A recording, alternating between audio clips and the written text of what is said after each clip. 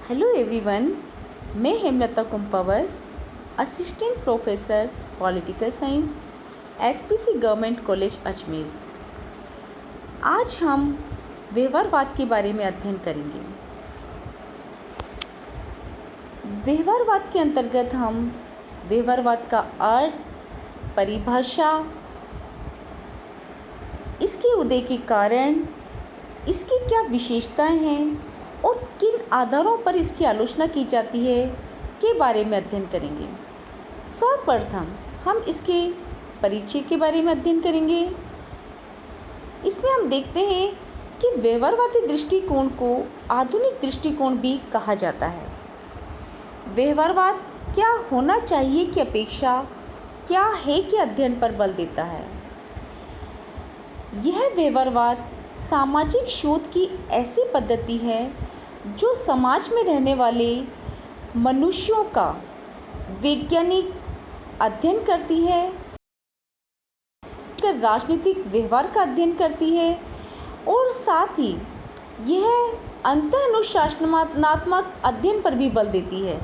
अनुशासनात्मक अध्ययन का तात्पर्य है कि जब हम एक विषय के साथ अन्य विषयों का भी अध्ययन करते हैं तो वह अंतःअनुशासनात्मक अध्ययन कहलाता है। जैसे हम राजनीति विज्ञान के साथ साथ अर्थशास्त्र, इतिहास, भूगोल, मानव शास्त्र का जब अध्ययन करते हैं तो यह अध्ययन हम अंतःअनुशासनात्मक अध्ययन के नाम से जानते हैं। व्यवहारवाद तथ्यों के अध्ययन एवं विश्लेषण पर भी जोर देता है। अब प्रश्न उठता है कि व्यवहारवाद का उदय क्यों हुआ? क्या कारण थे कि व्यवहारवाद का उदय होने हुआ? तो व्यवहारवादी दृष्टिकोण के उदय को हम परंपरागत राजनीति विज्ञान के असंतोष के रूप में देख सकते हैं। जब राजनीति शास्त्र के अध्ययन में ऐतिहासिक, दार्शनिक, वर्णनात्मक, वैधानिक एवं संस्थागत उपागमों से निराशा होने लगी और यह अनुभव किया जाने लगा कि यह उपागम विश्व की समस्याओं का समाधान नहीं कर पा रहा है, जिसका परिणाम पूरे विश्व को द्वितीय महायुद्ध के रूप में भुगतना पड़ा, तो यह माना जाने लगा कि हमें एक ऐसे नए दृष्टिकोण को खोजने का प्रयास किया जाने चाहिए जो कि इन समस्याओं का समाधान खोज सके। व्यवहारवादी उपागम उसी खोज का परिणाम है। व्यवहारवाद के लेखक एवं रचनाएं। सर्वप्रथम 1908 में ग्राहम वालास ने अपनी पुस्तक ह्यूमन नेचर इन पॉलिटिक्स में संस्थाओं के अध्ययन की अपेक्षा मनुष्य के व्यवहार के अध्ययन एवं उसके विश्लेषण पर जोर दिया। अर्थात मनुष्य के राजनीतिक व्यवहार का अध्ययन किया जाना चाहिए, ना कि संस्थागत अध्ययन। जैसे राज्य की अपेक्षा मनुष्य के व्यवहार का अध्ययन ज़्यादा आवश्यक है। इसी प्रकार 1908 में ही A.F. बेंटले ने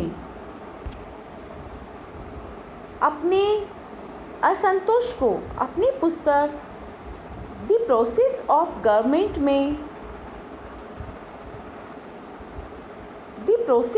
गवर्नमेंट में व्यक्त किया।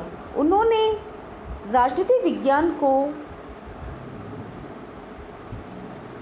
मृत राजनीति विज्ञान कहकर व्यक्त किया। अमेरिकी पत्रकार फ्रैंकफर्ट ने अपनी पुस्तक द पॉलिटिकल बिहेवियर में पहली बार व्यवहार और व्यवहारवाद शब्दों का प्रयोग किया गया, किंतु व्यवहारवाद के उदय में एक मील का पत्थर साबित हुआ सन 1925 में चार्ल्स ई मरियम की पुस्तक न्यू एस्पेक्ट्स ऑफ पॉलिटिक्स, जिसमें चार्ल्स ई मरियम ने राजनीतिक विश्लेषण में मनोवैज्ञानिक एवं समाजशास्त्रीय अंतर्दृष्टि एवं तकनीकों के प्रयोग पर जोर दिया, ताकि राजनीति विज्ञान के जो सिद्धांत निर्माण किए जाएं वो ज़्यादा से ज़्यादा वैज्ञानिकता की कसौटी पर कसे जाएं। अब व्यवहारवाद के अर्थ के अंतर्गत हम देखते हैं, डेविड ईस्टन ने व्यवहारवाद के 2 अर्थ बताए हैं, व्यवहारवादी प्रवृत्ति एवं वैज्ञानिक दृष्टि। अन्य शब्दों में व्यवहारवाद का अंतिम उद्देश्य राजनीतिक प्रक्रिया के विज्ञान का विकास करना है।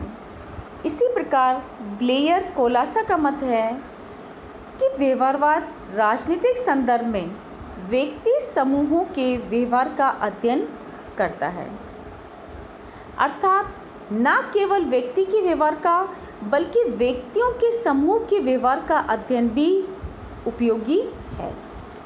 इसी प्रकार किर्कपैट्रिक ने व्यवहारवाद के निम्न 4 अर्थ बताए हैं। व्यक्ति के व्यवहार के विश्लेषण पर ध्यान केंद्रित करना, अर्थात व्यक्ति का राजनीतिक व्यवहार क्या है, उसमें परिवर्तन कैसे होता है, क्या कारण होते हैं कि जिसका हम अनुमान लगाते हैं वो हमारे सही समय आने पर उस बिल्कुल अलग उसका व्यवहार हो जाता है।